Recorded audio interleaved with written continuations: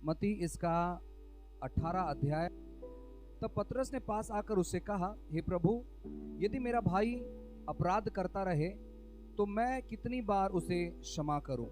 क्या 7 बार तक? यीशु ने उससे कहा, मैं तुझसे यह नहीं कहता कि 7 बार तक, वरन 7 बार के 70 गुना तक। इसलिए स्वर्ग का राज्य उस राजा के समान है जिसने अपने दासों का लेखा लेना चाहा। जब वह लेखा लेने लगा तो एक जन उसके सामने लाया गया जो 10,000 तोड़ों का कर्जदार था। जबकि चुकाने को उसके पास कुछ ना था, तो उसके स्वामी ने कहा, यह और इसकी पत्नी और बाल बच्चे और जो कुछ इसका है सब बेचा जाए और कर्जा चुका दिया जाए। इस पर उस दास ने गिरकर उसे प्रणाम किया और कहा, हे स्वामी, धीरज धर, मैं सब कुछ भर दूंगा।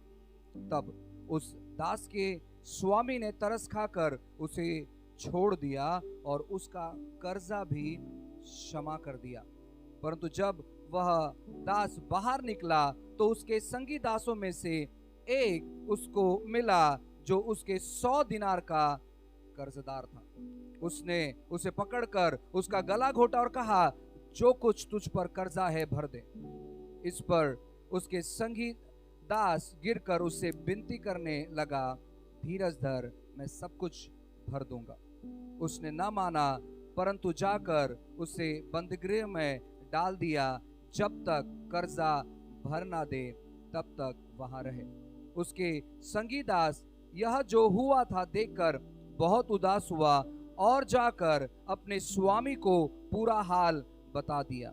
तब उसके स्वामी ने उसको बुलाकर उससे कहा, हे दुष्ट दास, तूने जो मुझसे विनती की तो मैंने तेरा वह पूरा कर्जा क्षमा कर दिया।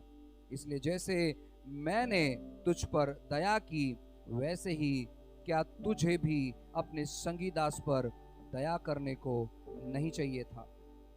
और उसके स्वामी ने क्रोध में आकर उसे दंड देने वालों के हाथ में सौंप दिया कि जब तक वह सब कर्जा भर ना दे तब तक उनके हाथों में रहे। इस प्रकार यदि मैं तुमसे हर एक अपने भाइयों के मन से क्षमा ना करोगे तो मेरा पिता भी जो स्वर्ग में है तुम्हें भी क्षमा वैसे ही करेगा। आइए अपनी आंखों को बंद करें और प्रार्थना करते हैं। अनुग्रहकारी दयालु परमेश्वर, फिर एक बार यीशु के नाम से आपके सम्मुख आते हैं प्रभु जी। और प्रभु, हम प्रार्थना करते हैं हर एक लोगों के लिए जो यहाँ पर उपस्थित है प्रभु, हर एक लोगों को आपके हाथों में देते हैं। प्रार्थना करते प्रभु, आपकी कृपा, आपकी दया, आपकी भलाई, आपकी अच्छाई प्रभु हमें अनुभव करने के लिए मदद और सहायता करें, ताकि प्रभु आपके अनुग्रह को प्रभु हम अपने जीवन में देखने पाए। यीशु के नाम से प्रभु हर एक लोगों को आपके हाथों में समर्पित करते हैं। महान महिमा आपको देते हैं। प्रार्थना यीशु के नाम से मांगते हैं, amen, amen, hallelujah, praise the Lord.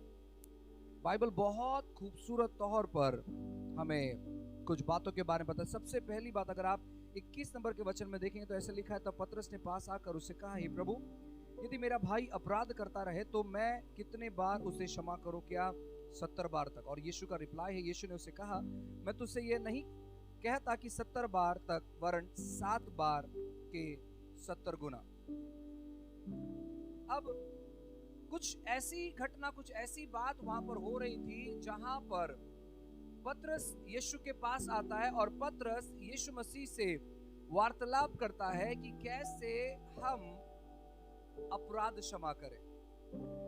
अपराध एक बहुत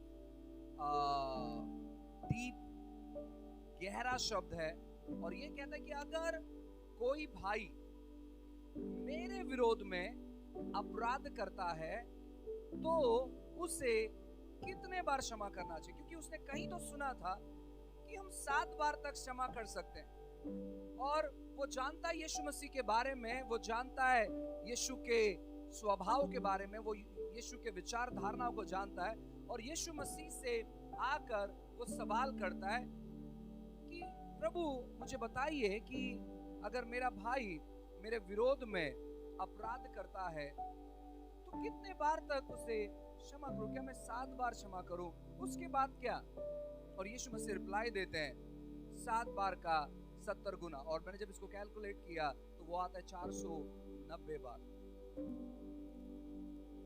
उसका अर्थ तो मुझे पता नहीं कि 7 से 70 बार यीशु क्या वहां पर कहना चाह रहे थे, लेकिन जब मैंने कैलकुलेट किया तो लगभग 490 ये अंक आता है। एक और एक वचन है, वचन 15, मत्ती इसका 18 अध्याय 15 नंबर का वचन। यहाँ पर लिखा, यदि तेरा भाई तेरे विरोध अपराध करे तो जा और अकेले में बातचीत करके उसे समझा। यदि वह तेरी सुने तो तूने अपने भाई को पा लिया।